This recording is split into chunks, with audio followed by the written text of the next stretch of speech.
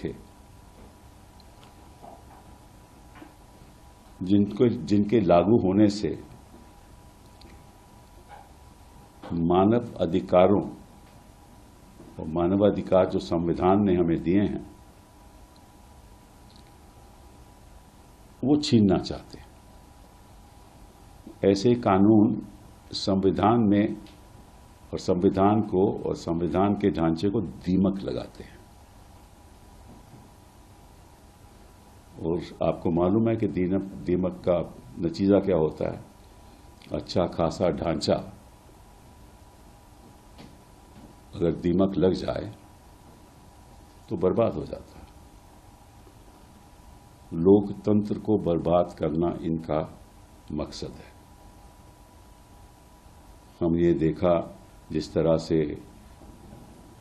बिहार में एसआईआर को लागू इन्होंने किया और जिस तरह से वोटर लिस्ट बन रही है, जिस तरह से लाखों के नाम कटे जा रहे हैं, जिस तरह से कोई एडिशन नहीं हो रही,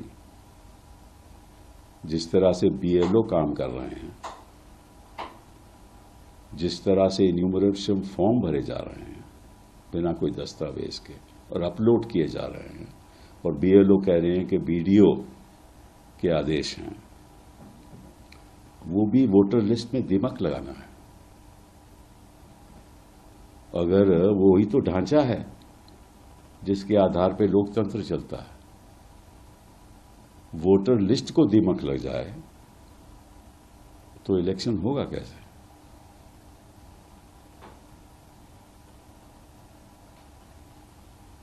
तो इनकी मंशा क्या है?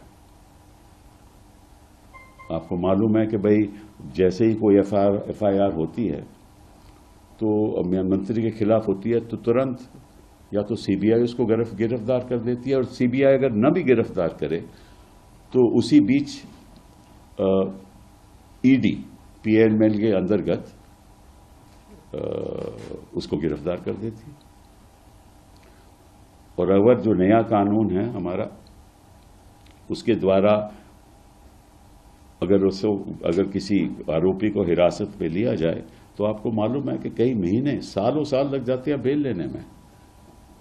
केजरीवाल जी उदाहरण हैं, जैन साहब उदाहरण हैं, मनीष सिसोदिया उदाहरण हैं, हेमंत सोरेन उदाहरण हैं, कई ऐसे उदाहरण मैं आपको दे सकता हूं।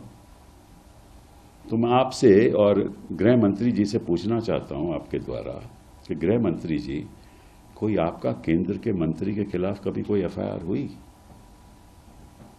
और जिस प्रदेश में आप सरकारें चला रहे हो उनके किसी मंत्री के खिलाफ एफआईआर हुई? तो आपकी मन की सोच है वो तो जाहिर है। आप ये ना सोचना कि जनता समझती नहीं। कुछ लोगों को गलत फहमियां होती हैं कि वो सत्ता में रहेंगे और रहते और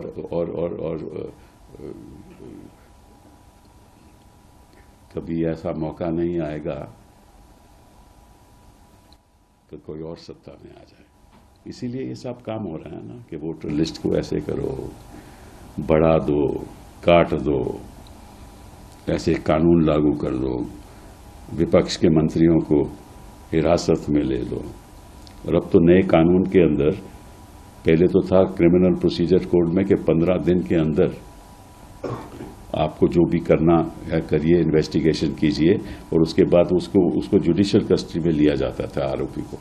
अब तो इस कानून के अंतर्गत जो 15 दिन है ना, वो किसी 90 दिन तक या 60 दिन तक आप उसको हिरासत में ले सकते हो। मतलब कि 2 दिन, अब 4 दिन बाद में 15 दिन ऐसे एक्सपैंड हो जाते हैं। तो आपका तो मन यही है ना कि जहां चुने हुए मुख्यमंत्री हों उनको निकाल दो।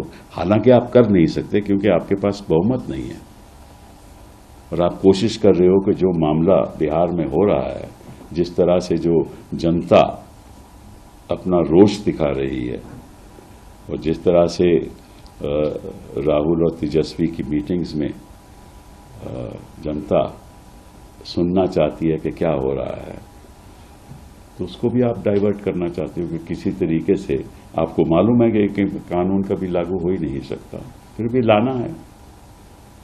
तो मैं तो आपसे आग्रह करूंगा कि संविधान हम सबके लिए है, आपके लिए भी है, हमारे लिए भी है।